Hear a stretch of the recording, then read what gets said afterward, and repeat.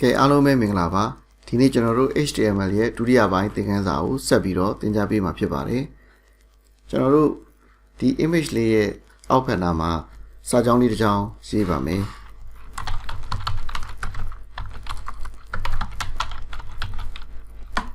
save လုပ်လိုက်ပါမယ်ကျွန်တော်တို့ကြည့်လိုက်တဲ့အချိန်မှာတစ်ကြောင်းမစင်းမဲ့နဲ့ပုံရဲ့ဘေးကနေကပ်ပြီးတော့ပေါ်လာတာကိုတွေ့ရမှာဖြစ်ပါတယ်ဒုတိယတစ်ကြောင်းတေးကြောင်းထပ်ရေးကြည့်အောင်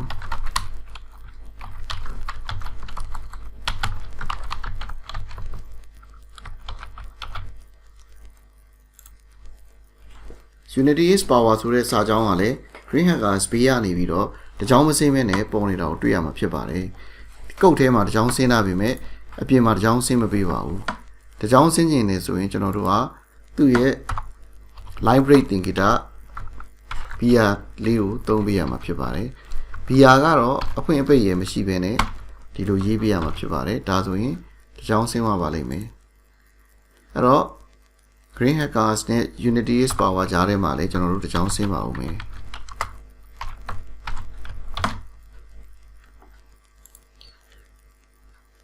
ဒီလိုရေးလိုက်တာနဲ့တစ်ကြောင်းစင်းသွားမှာဖြစ်ပါတယ်ကုတ်ထဲမှာတကယ်တစ်ကြောင်းမစင်းမဲ့နဲ့လည်းဆက်ရေးလို့ရပါတယ်ဒါပေမဲ့ browser ထဲမှာတော့တစ်ကြောင်းစင်းပြီးပြပေးမှာပါ BR ကိုတွေ့တိုင်းဒီနေရာသူတစ်ကြောင်းစင်းရမယ့်နေရာကိုဆိုတာလို့သိပါတယ်ဒါလေးကတော့ line break ကို HTML ကုတ်ဒီထဲမှာအသုံးပြုနေဖြစ်ပါတယ်ဒီ page လေးမှာပဲပေါ်ကဒီ logo နဲ့ကျွန်တော်တို့အောက်ကစာကြောင်းတစ်ကြောင်းကြားထဲမှာ horizontal line တစ်ခုချားခြင်းနဲ့ဆိုပါစို့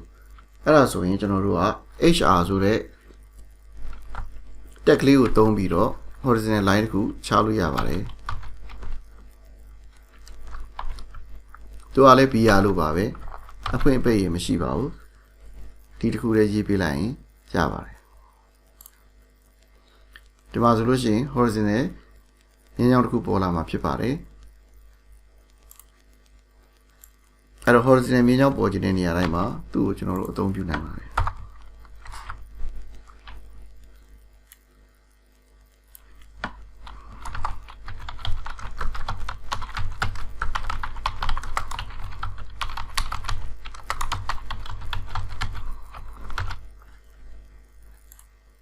အခုဆိုရင်ကျွန်တော်တို့ဒီမှာ horizontal မြင်းတွေတားပြီးသားဖြစ်နေတာကိုတွေ့ရမှာဖြစ်ပါတယ်အခုကျွန်တော်တို့ space လေးတွေထည့်ကြည့်အောင်ဒီ paragraph ထဲမှာကျွန်တော်တို့ space လေးတွေချားကြည့်ပါမယ် save လုပ်ပါမယ်ဒီမှာကျွန်တော်တို့ space ဖြစ်မသွားပါဘူးကျွန်တော် space ဖြစ်ချင်တဲ့နေရာမှာ special character တစ်ခုကိုသုံးဖို့လိုပါမယ်အဲ့ special character တွေကတော့ ampersand တင်ကြတာလေးရယ် ampersand ဆိုတာ shift နဲ့ 7 နဲ့တွဲနေရတာပါ shift နဲ့ 7 နဲ့တွဲနေရတာဖြစ်ပါတယ်ပြီးတော့ကျွန်တော်တို့အဲ့ဒီအနောက်ကနေပြီးတော့ NBSP ဆိုတာလေးကိုထည့်ပေးရမှာဖြစ်ပါတယ်နောက်က semicolon ပါအခုနေ save လုပ်လိုက်ပြီးကြည့်မယ်ဆိုလို့ရှိရင်ဒီမှာ space တစ်ခုခြားသွားတာကိုတွေ့ရမှာဖြစ်ပါတယ် space များများခြားခြင်းဒီတင်ကြတာလေးများများထည့်ပေးရမှာဖြစ်ပါတယ်ဒါကျွန်တော်တို့ space ကိုအသုံးပြု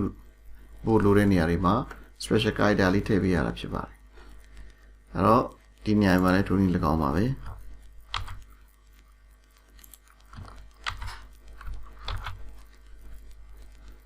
ရိုးရိုးစာရေးနဲ့မတူတာကတော့ဒီမှာကဒီသင်္ကေတတွေကိုကိုယ်တိုင်ထည့်သွင်းပေးဖို့လိုအပ်နေတာပဲဖြစ်ပါတယ်ပထမသင်ခန်းစာမှာတော့ကျွန်တော်တို့ဒီ heading တွေကိုသုံးပြီးတော့ကျွန်တော်တို့စာလုံးအကြီးသေးတွေပြောင်းတဲ့ဥစ္စာကိုသင်ခဲ့ပါတယ် heading 1 ပုံစံထားလိုက်လို့ရှိရင်ဒီမှာဘိုးနဲ့ပေါ်လာပါလိမ့်မယ်စာပိုက်တွေကြားထဲကကျွန်တော်တို့လိုချင်တဲ့အထူးပြုချင်တဲ့စာလုံးလေးတွေကိုပဲဘိုးတင်ဖို့လိုတဲ့အချိန်ကြရင်ဘယ်လိုရေးကြမလဲအဲ့တော့ဘိုးကိုကျွန်တော်တို့ဘိုး tag ဖြစ်တဲ့ b နဲ့ /b ရာကြားထဲမှာရေးရမှာဖြစ်ပါတယ်ဥပမာ HTML စာလုံးကိုကျွန်တော်ထင်ရှားအောင်ရေးခြင်းနဲ့ဆိုလို့ရှိရင်သူ့ရှေ့မှာ b နဲ့ သူ့နောက်မှာ slash b ကိုကျွန်တော်တို့ထည့်ပေးရမှာဖြစ်ပါတယ်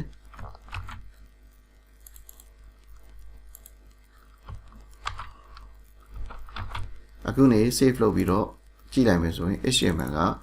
ဒီဘိုးနဲ့ပြတာကိုတွေ့ရမှာဖြစ်ပါတယ်အဲ့တော့တချို့နေရာတွေမှာစာလုံးစောင်းနဲ့ပြတဲ့နေရာလေးတွေရှိပါတယ်အဲ့တော့စာလုံးစောင်းနဲ့ပြခြင်းလို့ရှိရင်ကျွန်တော်တို့ B လိုပဲပြခြင်းတဲ့စာကြောင်းတစ်ခုလုံးရဲ့အရှိနဲ့နောက်မှာ italic သင်္ကေတဒီ I tag လေးကိုသုံးရမှာဖြစ်ပါတယ်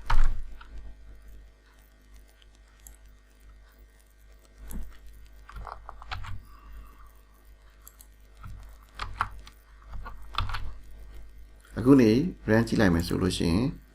စာလုံးလေးစောင်းသွားတာကိုမြင်ရမှာဖြစ်ပါတယ်ဒီခါလေးကြာရင်ကျွန်တော်တို့ကစာပိုက်တွေကိုစာပိုက်ပုံစံတိုင်းမပြခြင်းပဲနဲ့ကျွန်တော်တို့စာရိုက်လိုက်တဲ့အတိုင်းမြင်စေခြင်းတဲ့အခါမျိုးကြာရင် pre-formatted ပုံစံမျိုးနဲ့ထည့်သွင်းပေးလို့ရပါတယ်အဲ့တော့ pre ဆိုတဲ့ tag ကိုသုံးရမှာဖြစ်ပါတယ် pre ဆိုတဲ့ tag အဖွင့်နဲ့အပိတ်ကြားထဲမှာရေးပေးရမှာဖြစ်ပါတယ်အဲ့တော့ဒီစာကြောင်းကိုပဲကျွန်တော်က pre ထဲမှာရေးပါမယ်အဲ့လိုရေးတဲ့အချိန်မှာကျွန်တော်လိုချင်တဲ့အဖြတ်တောက်လေးတွေတခါတည်းထည့်ပါမယ်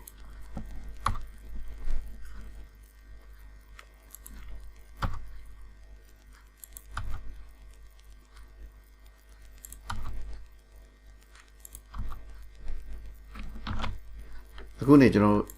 save လုပ်ပြီးကြည့်လိုက်မယ်ဆိုလို့ရှိရင်ဒီမှာ pre လုပ်ထားတဲ့အတိုင်းပဲပေါ်လာတာဖြစ်ရမှာပေါ်လာတာတွေ့ရမှာဖြစ်ပါတယ်ဒီနေရာမှာ space ချရင်လည်းခြားသလောက်ပေါ်လာပါတော့မယ်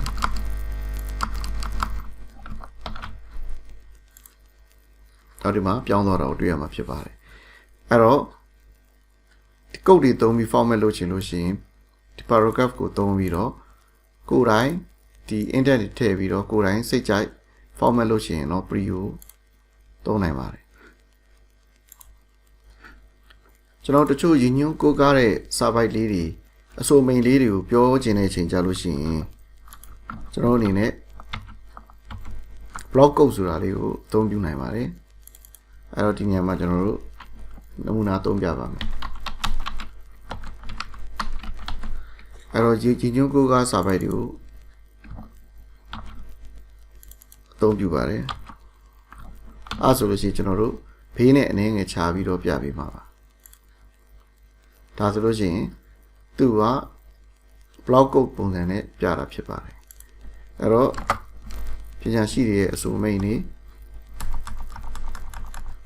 ရည်ညွှန်းကိုးကားလိုတဲ့စာပိုက်တွေကိုဒီနည်းနဲ့ပြနိုင်ပါတယ်အဲ့တော့ဘယ်လိုပုံစံနဲ့ပြဒီမှာဘေးနည်းနည်းခြားပြီးတော့သူ format နဲ့ပဲပြတာကိုတွေ့ရမှာဖြစ်ပါတယ်pre တခုပဲကျွန်တော်တို့ဒီမှာ format လုပ်တဲ့အတိုင်းမြင်ရမှာဖြစ်ပါတယ်ကျွန်တော်တို့တစ်ခါတလေမှာကျွန်တော်တို့စာပိုက်တွေရဲ့ဒီတချို့စာလုံးလေးတွေကိုစာလုံးအသေးနဲ့ပြချင်တာရှိပါတယ်အဲ့လိုအခါမျိုးကြာရင်ကျွန်တော်တို့က small ကိုသုံးပြီးတော့ small tag ကိုသုံးပြီးတော့သေးအောင်လုပ်ပြီးပြလို့ရပါတယ်ဒီမှာကျွန်တော်က unity is power ဆိုတဲ့စာကြောင်းလေးကိုကျွန်တော်က green hacker နဲ့ပို့ပြီးတော့သေးပြီးပြခြင်းပါတယ် green hacker ကို emphasize ပို့လုပ်တဲ့သဘောပါပဲနောက်ဒီမှာကျွန်တော်တို့ small ကိုသုံးပါမယ်အဲ့တော့ small ကြားတွေကို unity is power ကိုထည့်လိုက်ပါမယ်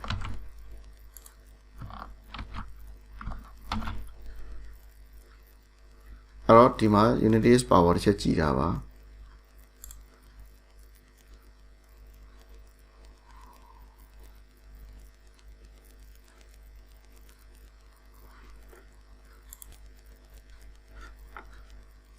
တော့မြင်သာအောင်တခြားစာလုံးတစ်လုံးနဲ့ရှင်းပြီးပြပါမယ်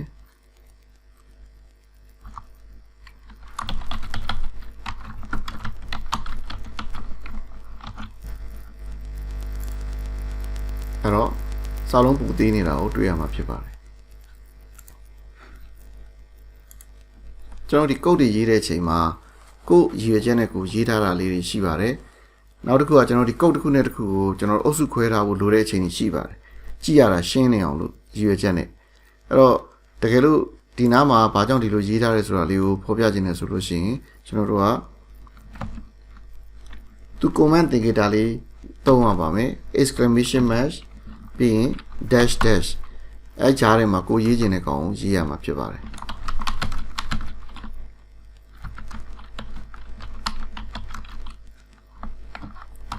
အဲ့တော့ဒီ code တွေကိုထည့်မ run ပါဘူး browser ကနေပြီးတော့ဒါဒီ code တွေကိုဖတ်တဲ့လူရှင်းအောင်လို့ရွေးချက်နဲ့ထည့်ထားတာဖြစ်ပါတယ်အလင်းသိတဲ့နေရာတွေမှာထည့်ပြီးတော့အသုံးပြုနိုင်ပါတယ်ဒီလိုရှင်းလင်းချက်တွေကနေပြီးတော့ code တွေကိုကျွန်တော်တို့ဖတ်ရဖို့လွယ်စေပါတယ်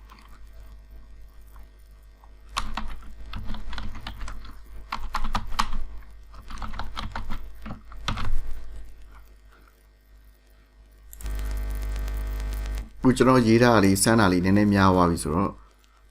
ကျွန်တော်မြင်သာအောင်လို့တချို့ဟာလေးတွေပြန်ဖြတ်လိုက်ပါမယ်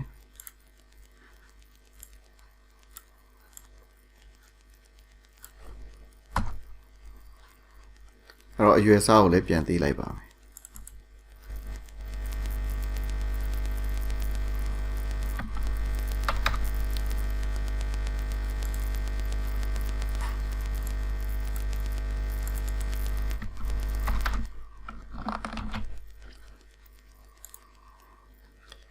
ဒါဆိုရင်ကျွန်တော်တို့ဒီမှာ picture size ကိုသူ့ ratio တိုင်း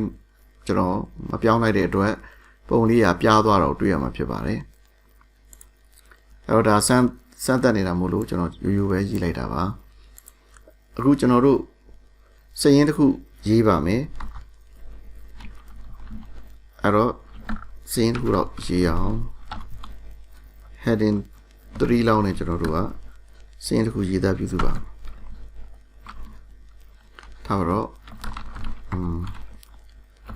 တူအဲ့တော့စရင်းတစ်ခုရေးမှဖြစ်တဲ့အတွက်ကြောင့်ကျွန်တော်တို့သူ့ကိုရှေ့ကဘူးလက်လေး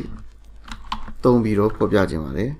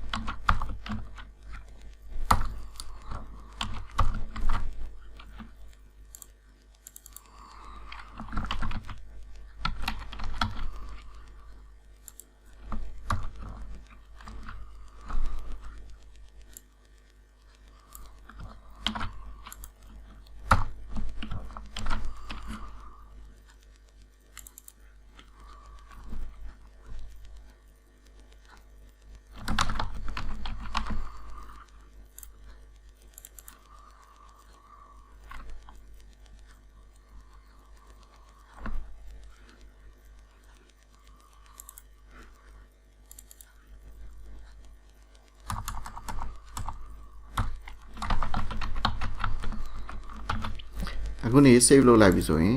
ဒီ list ကိုကျွန်တော်တို့ကရှေ့မှာbullet လေးတွေထိုးပြီးတော့မြင်ရမှာဖြစ်ပါတယ်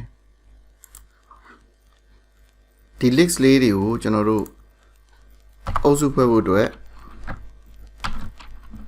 an order list ul ဆိုတဲ့ကောင်ကျွန်တော်သုံးပါမယ် ul ထဲမှာအဲဒီခုနကစရင်းလေးတွေကိုကျွန်တော်ထည့်လိုက်ပါမယ်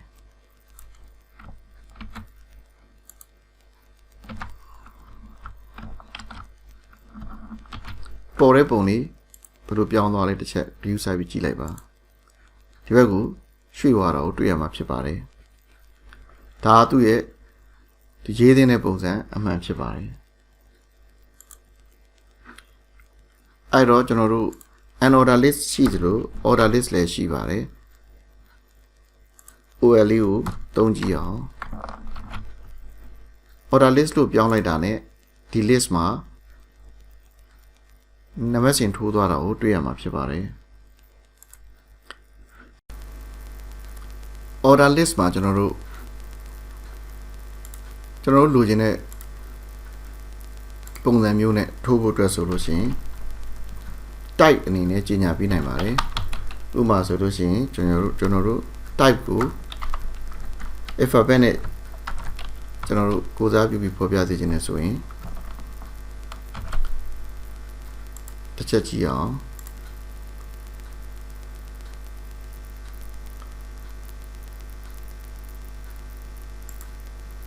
အဲ့တော့ဒီမှာဆိုလို့ရှိရင် ABCD နဲ့ပြောင်းပြီးတော့ပြပေးတာကိုတွေ့ရမှာဖြစ်ပါတယ်အဲ့တော့အကြီးနဲ့လည်းပြလို့ရပါတယ်အကြီးနဲ့ပြမယ်ဆိုရင်တော့အကြီးနဲ့ပေါ်လာမှာဖြစ်ပါတယ်နောက်ကျွန်တော်တို့ရောမသင်္ကေတအနေနဲ့ပြမယ်ဆိုရင်လည်းပြလို့ရပါတယ်ဒီလိုပုံစံမျိုးနဲ့မြင်ရမှာဖြစ်ပြီးတော့ရောမသင်္ကေတအသေးနဲ့ပြမယ်ဆိုရင်လည်းဒီလိုပြင်ရမှာဖြစ်ပါတယ်